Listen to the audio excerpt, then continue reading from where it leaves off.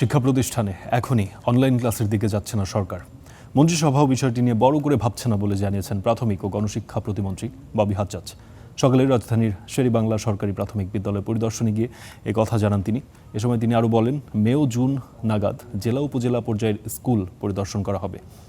শিক্ষা খাতে সব পরিকল্পনা আসছে ও অতীতে যে সব প্রকল্প আটকে আছে সেগুলো কিভাবে এগিয়ে নেওয়া যায় সেটি এর লক্ষ্য।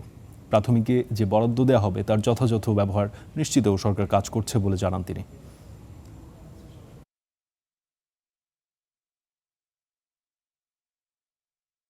বিভিন্ন জেলায়, উপজেলা, ইউনিয়ন লেভেলে যে আমরা প্রাথমিক বিদ্যালয়গুলো ভিজিট করব। সো এগুলো কারণ জুন জুলাই থেকে নতুন প্রজেক্টগুলো আমরা শুরু করব। সো সেখানে যেন এই ইনসাইটগুলো আমরা অন্তর্ভুক্তি করতে পারি, সেই কারণে এনার্জি ক্রাইসিসের জন্য কি হতে পারে বা কি হওয়া উচিত, এটা শুধু আমার প্রাথমিক শিক্ষা মন্ত্রণালয় বা শিক্ষা মন্ত্রণালয় থেকে আসবে না, এটা আসবে আপনার ক্যাবিনেট থেকে, মাননীয় প্রধানমন্ত্রীর নেতৃত্বে। ক্যাবিনেটে অনলাইন বড়ভাবে চিন্তা হচ্ছে না।